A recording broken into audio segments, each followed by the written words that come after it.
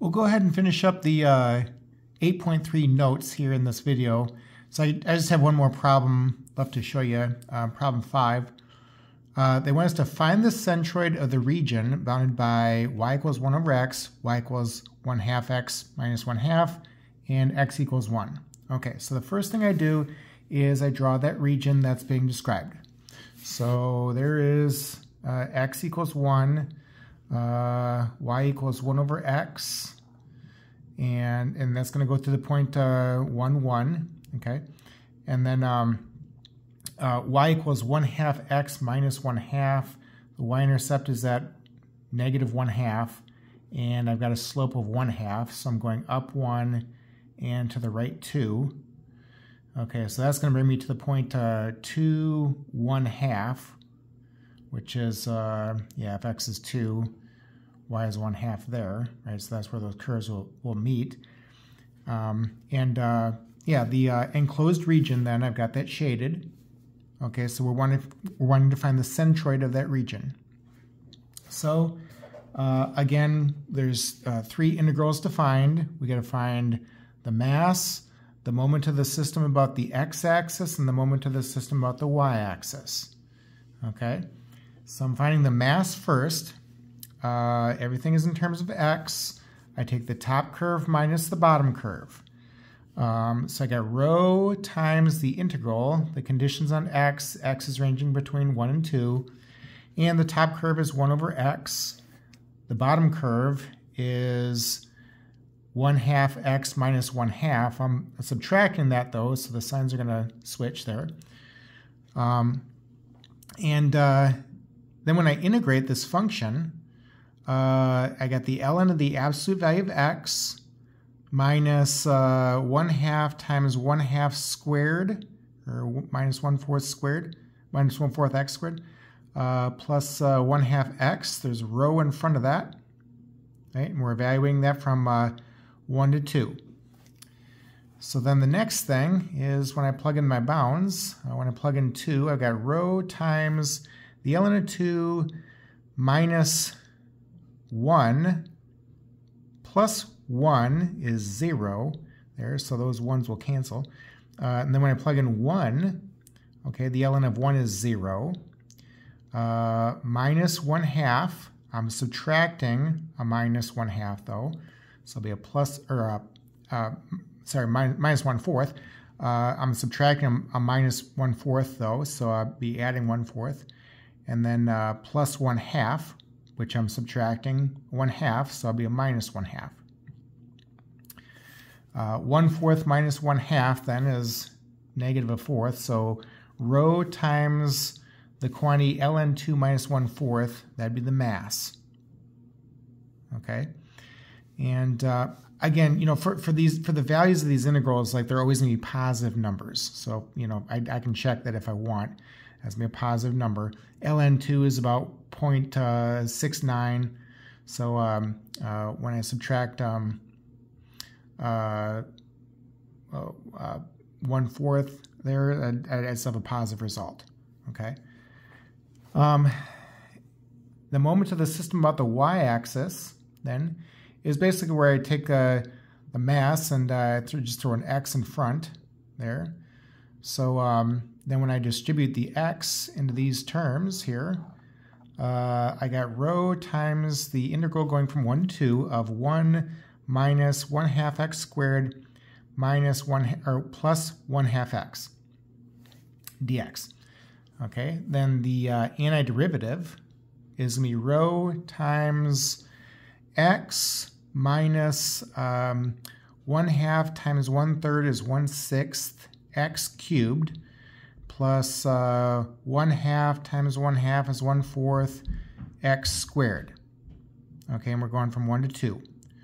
So then when I plug in the bounds here, when I plug in 2, I got 2 minus 8/6, that reduces to 4/3, plus 4/4 is 1.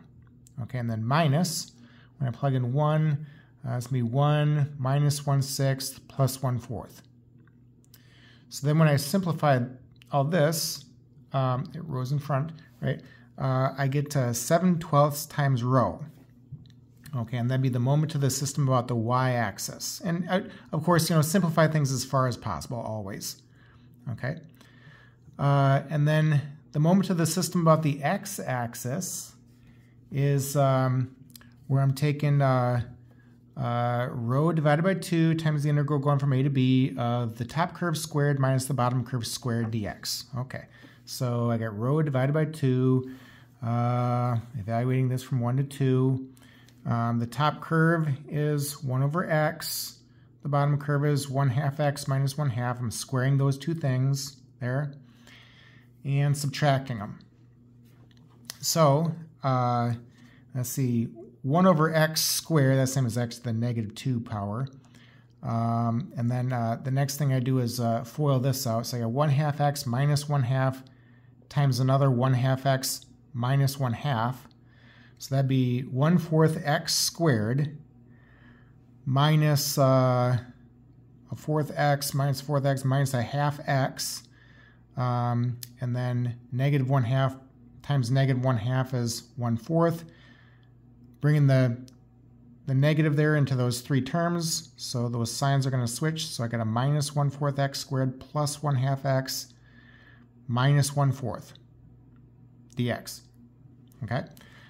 And then when we find the antiderivative, let's see, you got x to the negative 1 divided by negative 1, or negative 1 over x, minus 1/12 x cubed plus 1/4 x squared minus 1/4 x. Okay, and rho divided by 2 is being multiplied by the whole thing. So I'm evaluating this from 1 to 2. Okay, and then when I plug in my bounds there, plug in 2 first, I got rho divided by 2 times the quantity is going to be negative 1/2 minus 8 over 12. That's going to reduce to 2/3. Plus 4 over 4 is 1, minus 2 over 4 is 1/2. Okay, and then minus, when I plug in 1, I'll have negative 1 minus 1/12 plus 1/4 minus 1/4. Okay, so those 1/4 will cancel there at the end.